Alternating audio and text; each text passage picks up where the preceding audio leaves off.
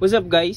So ngayon mag-change oil tayo ng Rusi 125 gamit ang Shell Advanced Long Ride Fully Synthetic Oil. Bili ko siya sa TikTok ng 197 nata kung di ako nagkakamali. So tara, change oil na natin. So tanggalin lang natin tong dito sa gilid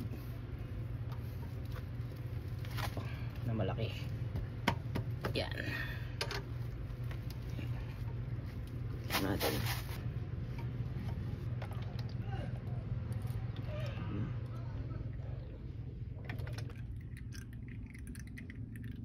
Natin. Asan? Yan din. Pasok.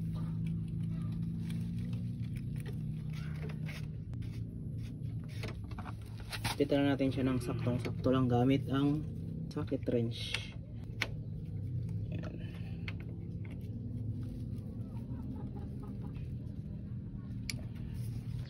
Siyempre gamit ang plies tsaka basahan, buksan natin yung oil cap. Yan, ikot natin ng plies. Basta natin buksan. Yan. At dahil wala tayong imbudo guys, gagamit tayo ng ahon technique. Nasa muna natin yung dahon. Yun. Salin natin. Guys. Balik lang natin yung oil cap. Sarap muna natin.